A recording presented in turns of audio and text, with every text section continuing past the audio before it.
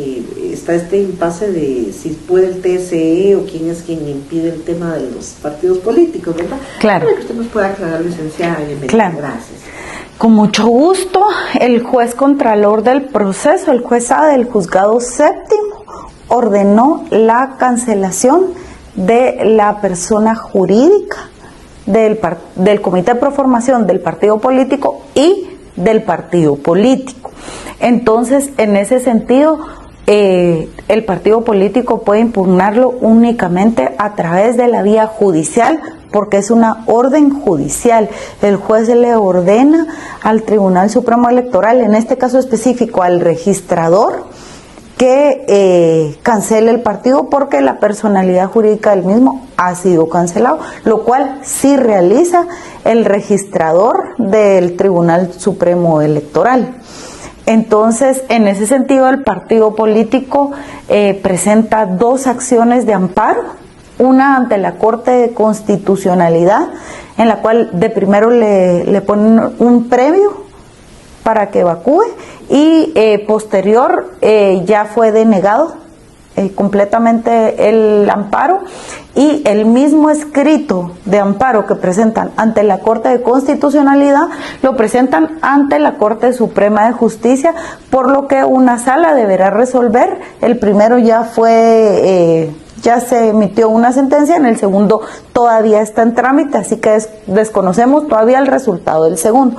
El primero lo denegaron, toda vez que para que se pueda entrar a conocer una acción de amparo debe cumplir ciertos requisitos mínimos básicos indispensables, como lo es en este caso la definitividad, es decir, que se haya agotado la vía judicial correspondiente para poder entrar a conocer, así como que se establezca un agravio específico, que exista. Esto quiere decir que exista y que puedan demostrar una vulneración a los derechos protegidos por la Constitución. En ese caso, la Corte de Constitucionalidad establece que no había definitividad, no habían agotado la vía judicial, uno, y no existía una vulneración a un derecho constitucional. Entonces ellos presentan un recurso de reposición ante el juez contralor, el cual el día de ayer ya notificó que rechazó. Entonces ya solo queda, de las tres acciones que presentaron, ya solo queda una, que es el segundo amparo presentado, que es exactamente el mismo escrito que presentó ante la Corte de Constitucionalidad. Ahora faltará establecer que resuelve las salas de apelaciones de la Corte Suprema de Justicia. Licenciada, mucho en las audiencias en las que usted ha estado, se habla mucho del financiamiento ilícito y que partidos, organizaciones internacionales no pueden financiar partidos políticos. En sus investigaciones se evidenció el financiamiento de parte de extranjeros o algo a esta organización política, ¿o cómo? Hasta este momento realmente lo que se ha evidenciado dentro de este proceso es un financiamiento electoral no registrado. Así se llama el delito. El delito de financiamiento electoral ilícito no es algo que el Ministerio Público haya imputado o acusado. Y hay otro delito que se llama de la fiscalización electoral de fondos. Estos dos son los delitos que sí ha investigado el Ministerio Público, y que de hecho una de las personas encargadas de la agrupación política ya aceptó cargos, ya tiene una sentencia de carácter condenatorio firme, indicando que sí cometió los delitos mientras estaba como secretaria adjunta 1 del partido político en el año 2019. La investigación en cuanto al financiamiento de campaña electoral y al financiamiento del partido político únicamente se ha podido realizar de las elecciones del año 2019, no 2023, porque hasta esta fecha los partidos políticos no han terminado de enviar todos sus informes de auditoría Esto no permite que el Tribunal Supremo Electoral pueda hacer la auditoría correspondiente y ya nos puede informar alguna circunstancia.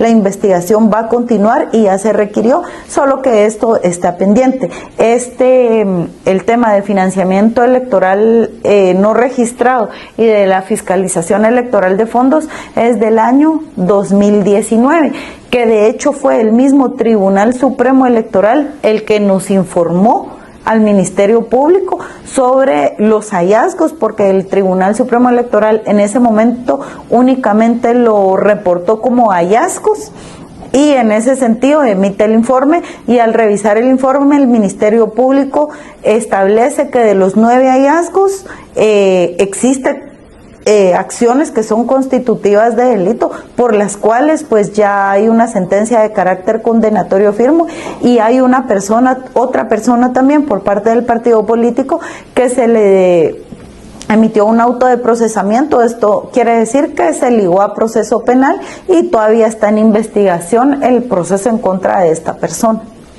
Licenciada, solo coméntenos bien sobre el último amparo. Y tengo entendido que en el Tribunal Supremo Electoral también el registrador de ciudadanos se elevó al Pleno de Magistrados por no ser también la personalidad jurídica de la organización política. ¿Qué pasa ahí, Linda? Le comento, el segundo, como le digo, son 2 acciones de amparo y una recusación. La recusación sin lugar, una acción de amparo también. Falta que se establezca qué resuelve la sala. Eso sí desconozco, entonces no, pues será hasta que resuelva que tengamos conocimiento de en qué forma va a resolver.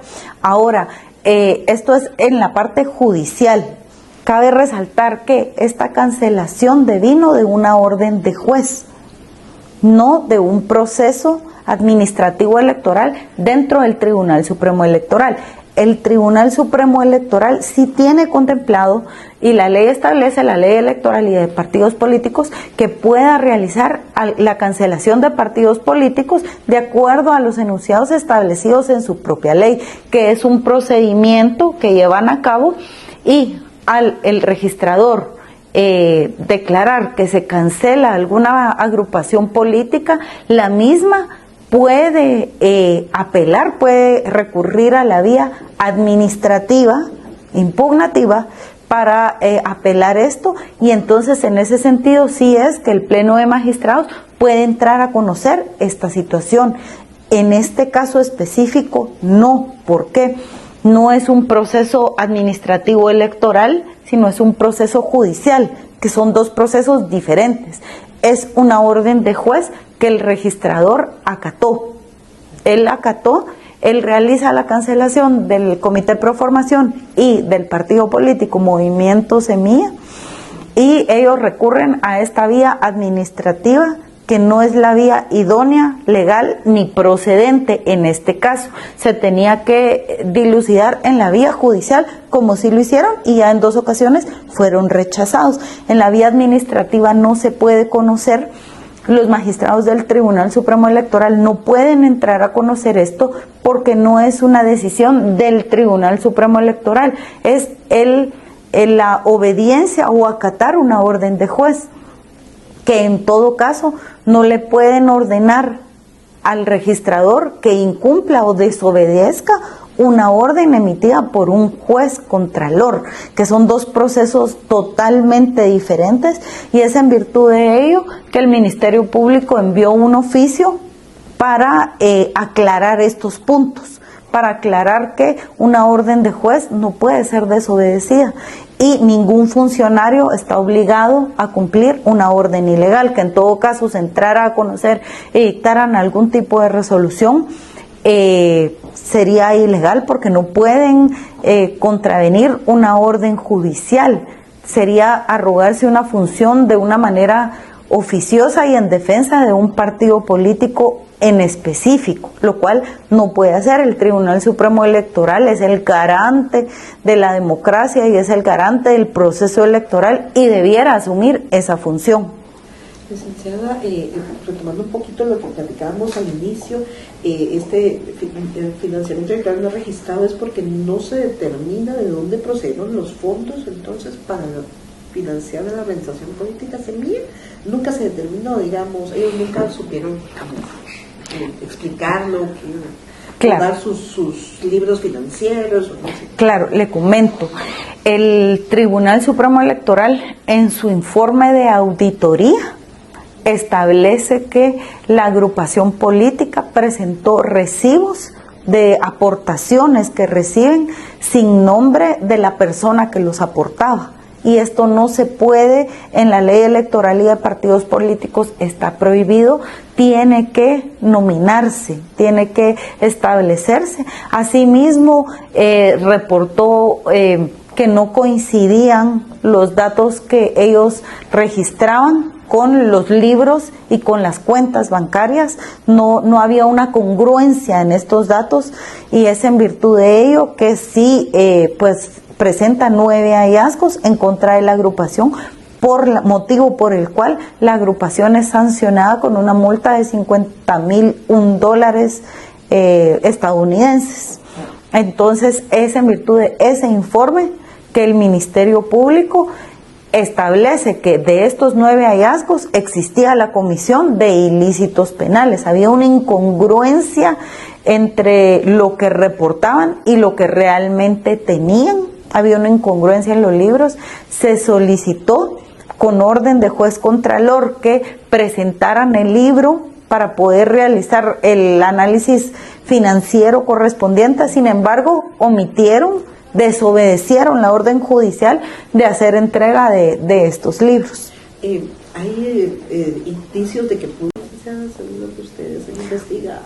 Dentro del mismo informe que el Tribunal Supremo Electoral remite una copia certificada al Ministerio Público, habían algún tipo de acompañamiento al partido político a través de cursos, a través de capacitaciones que estaban dando, financiadas por organizaciones internacionales. Es importante también resaltar que, como ese sí es un procedimiento administrativo, el Tribunal Supremo Electoral le da la oportunidad al partido político que pueda desvanecer estos hallazgos.